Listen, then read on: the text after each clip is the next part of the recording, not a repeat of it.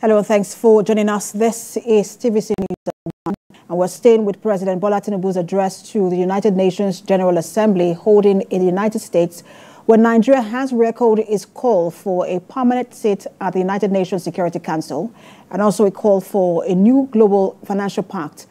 The president was represented in New York by Vice President Kashim Shettima. TVC News State House correspondent Femi Akonde reports from the United Nations headquarters in New York.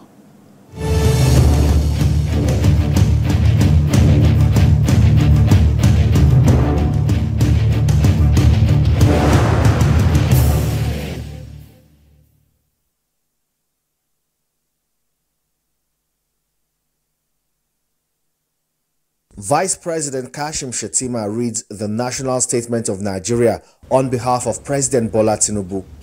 He echoed Nigeria's position on the global action against existential challenges faced by the international community. Nigeria has called on world leaders to recommit themselves to multilateralism by deepening relations among member states of the United Nations, in line with the principles of inclusivity, equality, and cooperation. We are particularly mindful of the imperatives of achieving the advancement of youth and women as a factor in national development, peace, and security.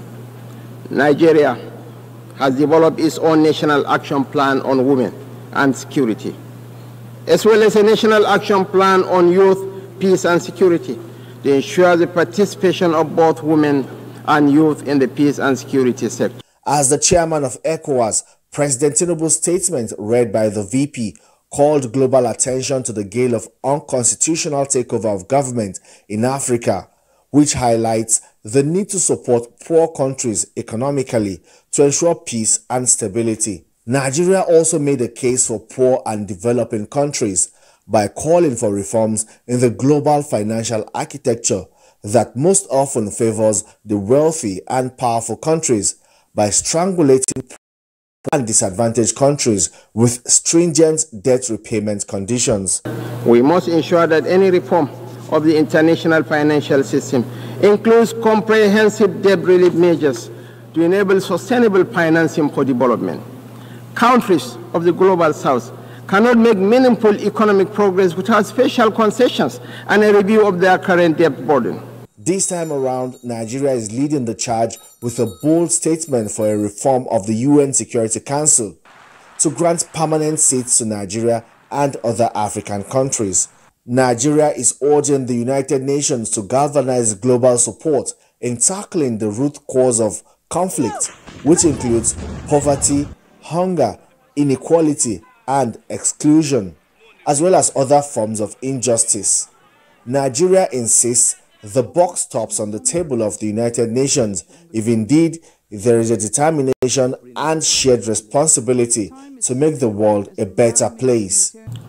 Femi Akonde, TVC News, New York.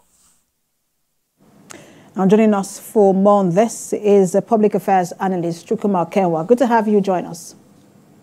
Yeah, thank you so much. So one of the biggest challenges we've seen in recent times, especially in Africa, and it has led to a lot of protest, is where international financial organizations try to help these countries restructuring their countries so they can pay their debts. And then that leads to more hardship in this country. So how important is this call by the vice president for debt forgiveness and a new financial pact?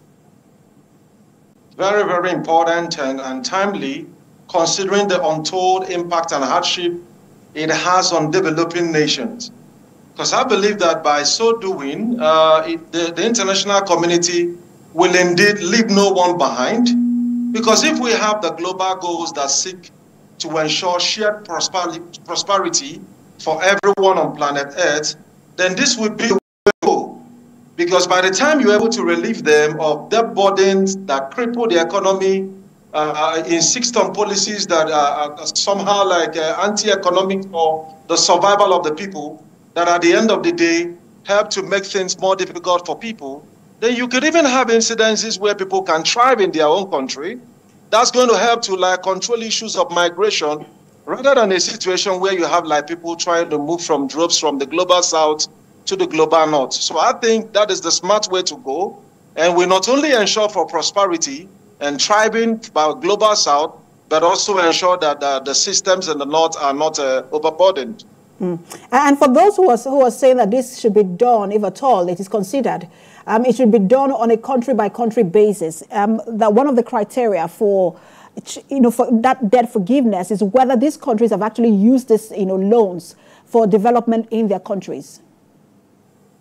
Well, the truth of the matter is that as it is at the moment, the international community should be able to look at the big picture. If the essence of like multilateral cooperation is first and foremost peace, shared development, and shared prosperity, then the smartest way to all of this would be to go beyond like some of the gaps which obviously exist in some African countries, where some of those loans, the official development assistances, from the OECD nations were not properly utilized for the purpose it was earmarked for. But they should be able to go beyond to look at the security risk it poses to the planet, the security risk it poses to other nations that are relatively more stable. Because one integral aspect of security that we must always discuss is the human security.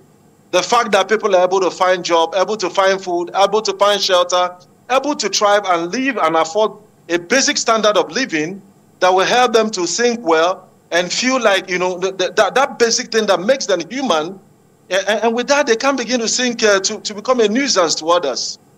And the last point, I want us to touch on is also the part where the vice president, that's the president through the vice president, is seeking a permanent status to UNSC for Nigeria and some other countries. This is even as the United Nations, has come under the spotlight for restructuring and reforms. I mean, this time, it's good it's coming from Nigeria, and I think it's a giant stride. The UN Security Council is long overdue to be restructured. A situation where only 5 permanent members has veto powers. Even if you have 192 members of the United Nations take a stand on one issue, one of those countries could actually overturn those decisions. We've seen like the positions of the world when it comes to like issues of Israel and Gaza, and just only US is enough. And also like in the case of Ukraine and Russia, because Russia is also, part of the countries that have a permanent stake in the UN Security Council. So if fundamentally in the Charter of the UN, every nation is sovereign and equal, then I think it's due to be restructured. Not a situation where you have all is equal, but some are more equal than others. I think 21st century deserves something better. Thank you so much for your time. It was a pleasure to have you on Public Affairs Analyst Chukwuma Kenwa.